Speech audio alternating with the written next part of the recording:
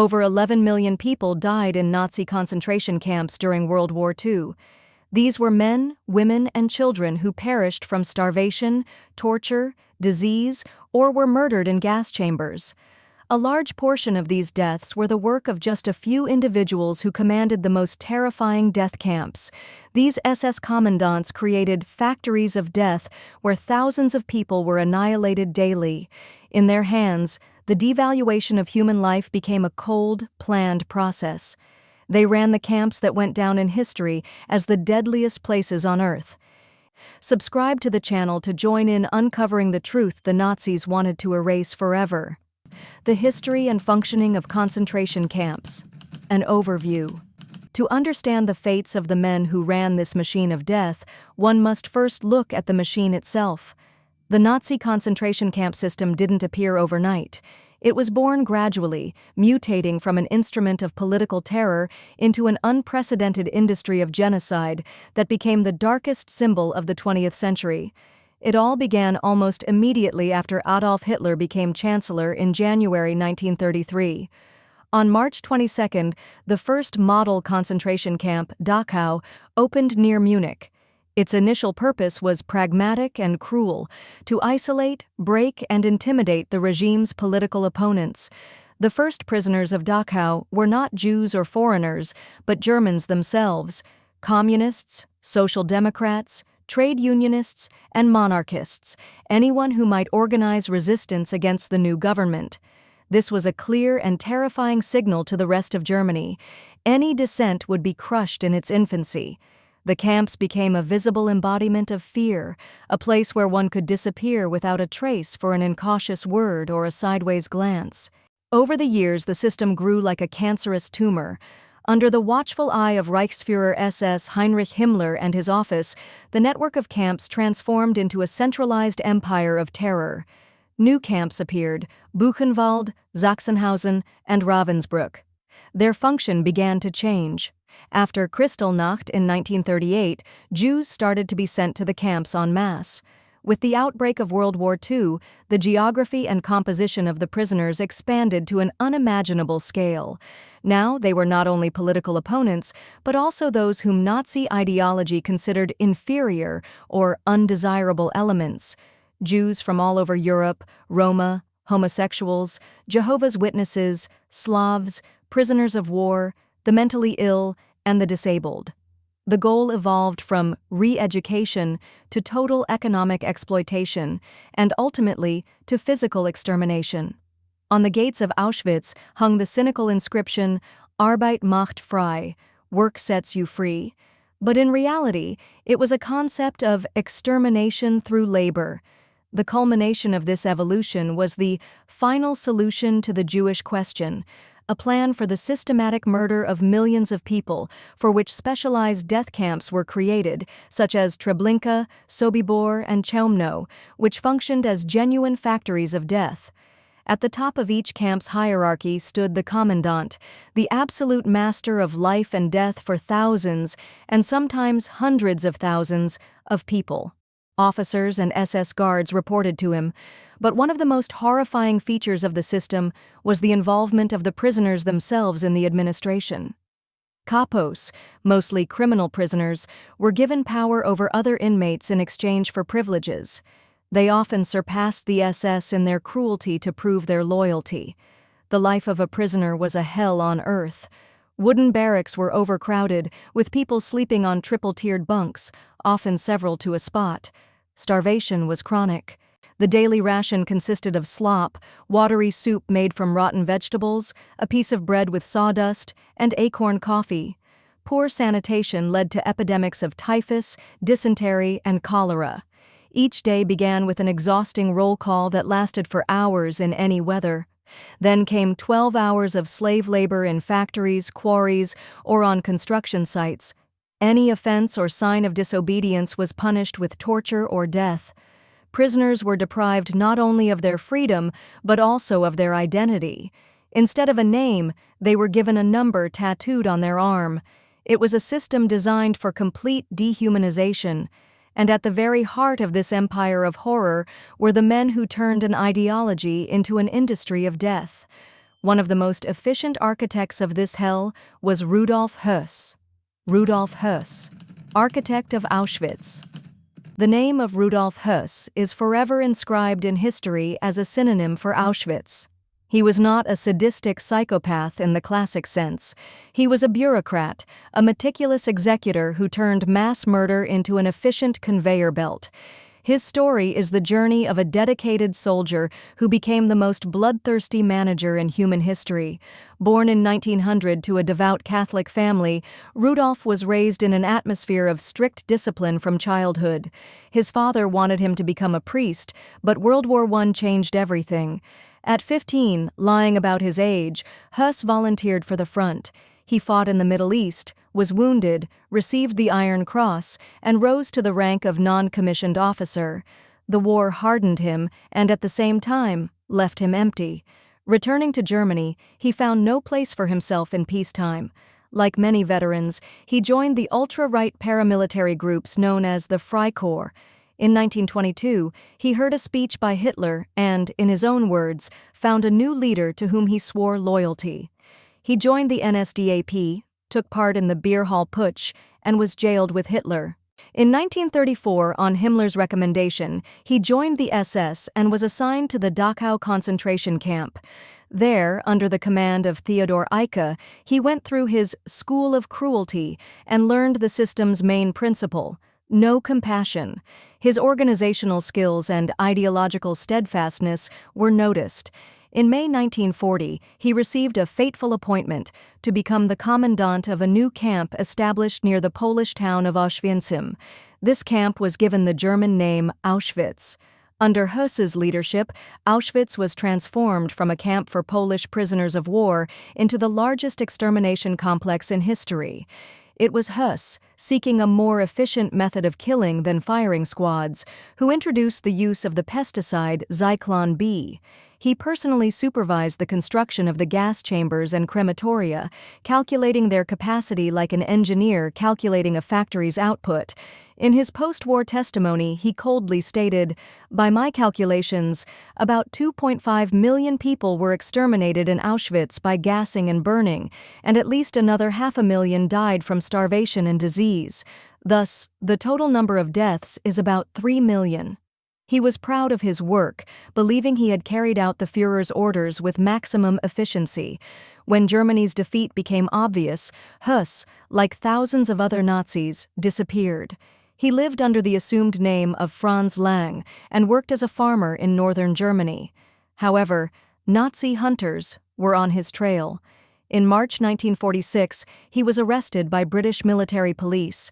At first, he denied everything, but when his wife threatened to turn him over to the Russians, he surrendered and gave his real name. Husse became a key witness at the Nuremberg Trials. His calm, detailed testimony about the mechanics of Auschwitz shocked even seasoned lawyers. He showed no remorse, merely stating facts. After Nuremberg, he was handed over to Poland. His trial in Warsaw was short. The verdict was obvious: death by hanging. On April 16, 1947, Rudolph Husse was brought to the grounds of the camp he had commanded. The gallows were built next to Crematorium Dar, the very one he had designed. The architect of Auschwitz was hanged at the site of his greatest crime, Amon Göth, the butcher of Płaszów. If Rudolph Husse was a cold-blooded bureaucrat of death who turned murder into a conveyor belt, there were others for whom cruelty was not just a job, but a genuine pleasure. A prime example of such a sadist was Ammon Guth, whose name became the personification of a vile, sadistic form of evil. He didn't just follow orders, he reveled in power, suffering, and murder. Born in 1908 in Vienna to a wealthy family of publishers, Guth was captivated by Nazi ideas from a young age. At 22, he joined the Austrian branch of the NSDAP and soon after, the SS. His career in the SS before the war was marked by participation in terrorist acts and underground activities in Austria, which forced him to flee to Germany. He was known for his explosive temper, drunkenness, and pathological cruelty long before he was given unlimited power over people. Guth's moment arrived in February 1943 when he was appointed commandant of the Płaszów concentration camp, located on the outskirts of Kraków.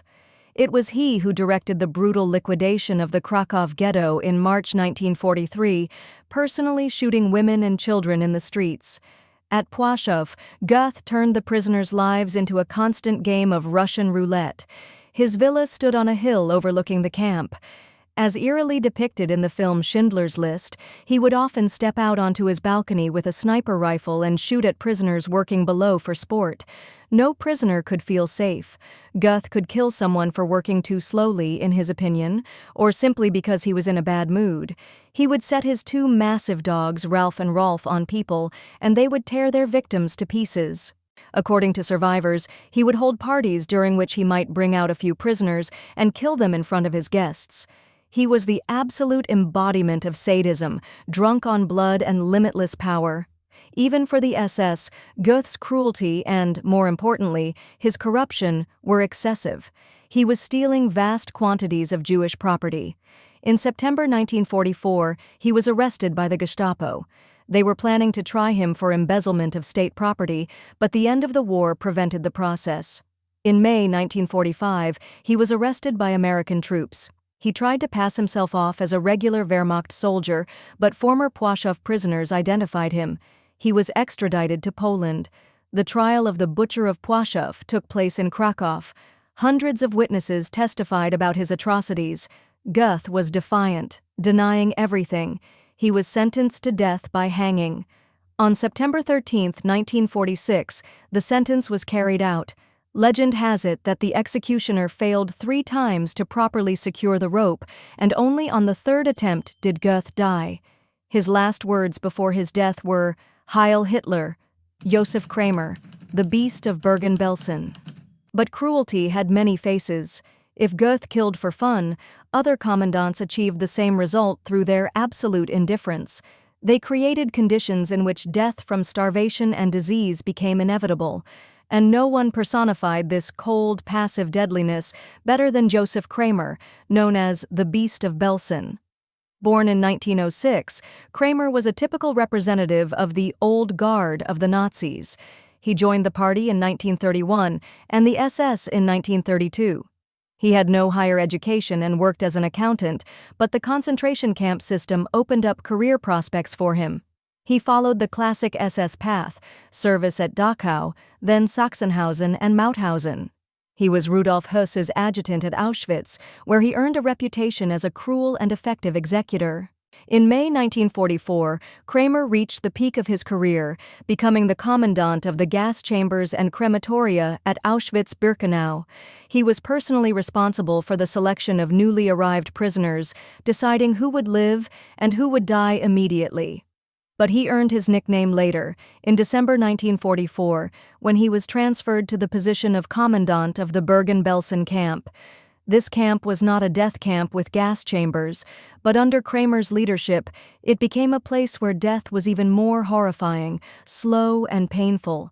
At the end of the war, thousands of prisoners from other camps being evacuated ahead of the Allied advance were brought to Belsen. The camp was catastrophically overcrowded. Kramer did absolutely nothing to provide people with food, water, or medical care. A terrible typhus epidemic began. People died by the thousands from starvation and disease.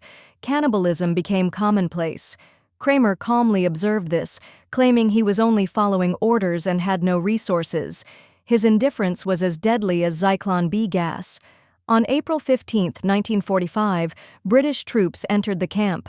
The newsreel footage filmed then, which showed a scene of hell with piles of bodies and tens of thousands of living skeletons, went around the world and became one of the most terrifying symbols of the Holocaust. Kramer was arrested on the spot. He didn't try to flee. During interrogations, he acted calmly and even with a certain sense of injury, as if he were just a soldier doing his duty. He became the main defendant at the Belsen trial in Nuremberg. The trial of him and 44 other camp staff members was the first major trial of Nazi criminals. Dozens of survivors testified against him. He was sentenced to death. On December 13, 1945, at Hameln Prison, the famous British executioner Albert Pierrepoint carried out the sentence. The Beast of Belsen met his death just as coldly as he had sent thousands of his victims to theirs. Karl-Otto Koch, the commandant executed by his own people. If Josef Kramer entered history as the cold and indifferent Beast of Belsen, Karl-Otto Koch became infamous for something entirely different: boundless greed, abuse of power, and corruption that shocked even the SS. His story is a rare case where a concentration camp commandant was executed not by his enemies, but by his own masters. A World War I veteran with a criminal past, Koch found a social ladder in Nazism. He joined the NSDAP and the SS in 1931. His cruelty, determination, and lack of moral inhibitions quickly attracted the attention of the leadership. He was one of the first officers to shape the concentration camp system. He was the commandant of Sachsenhausen-Buchenwald, 1937-1941, and Majdanek, 1941-1942. Koch was a sadist in the purest sense. He personally participated in torture and executions. By his order, a riding arena was built at Buchenwald, for which money was taken from the prisoners. But his main partner in crime was his wife, Ilse Koch, nicknamed the Witch of Buchenwald by the prisoners. She was known for her cruelty and perverse fantasies. The most famous myth associated with her is the making of lampshades, gloves, and book covers from the skin of murdered prisoners, especially those with interesting tattoos. Although direct evidence of the existence of the lampshades was not found, the fact that she collected pieces of skin with tattoos was confirmed. The Koch couple turned Buchenwald into their feudal domain, where they not only tormented people but also enriched themselves endlessly. They stole money, gold, jewelry, and any valuables taken from the prisoners. Their corruption reached such a scale that the SS leadership became interested. An investigation against Koch began in 1941. He was accused of embezzlement, corruption, and murder, but not the murder of thousands of prisoners. That didn't concern anyone. He was accused of murdering a few prisoner witnesses who could have testified about his financial machinations. For a time, the case was hushed up, and he was transferred to become commandant of Majdanek. However, in 1943, the investigation was reopened. This time, there was sufficient evidence. In August 1944, Karl and Ilse Koch were arrested by the Gestapo. An SS court found Karl Koch guilty of corruption, inciting murder, and disgracing the uniform of the SS. The sentence was death. Ilse Koch was acquitted for lack of evidence. She would be sentenced after the war. On April 5, 1945, just a week before American troops liberated Buchenwald, Karl-Otto Koch was shot in the courtyard of the very camp where he had once been the absolute master. The system devoured its own monsters, not for their inhumanity, but for failing to follow its internal rules of corruption. The fates of these men, Rudolph Husse, Amon Göth, Josef Kramer, Franz Stangl, and Karl Koch, were different, but they all ended the same way. They, who considered themselves superhuman masters of life and death, eventually faced justice. Some faced the justice of the victors, some faced the justice of their own system, and some faced the justice of history, which continues to this day. Their stories are not just tales of monsters. They are a terrible warning about how ordinary people, bureaucrats, soldiers, police officers, can become the perpetrators of the most horrific crimes, justifying themselves with orders, ideology, or their own indifference. The Nuremberg Trials and subsequent courts established the most important principle: "I was only following orders," is not a justification for crimes against humanity. Everyone bears personal responsibility for their actions. The punishment of these criminals was not an act of revenge, but an attempt to restore justice, as much as that is even possible after such a catastrophe. It was a signal to future generations that genocide and mass murder would be held accountable. Therefore, our duty is to remember not only the millions of innocent victims, but also those who were behind their suffering. To remember the mechanisms that turn people into executioners. To remember, so that we never again allow darkness to swallow the world, because the power of memory is the only vaccine against history repeating itself.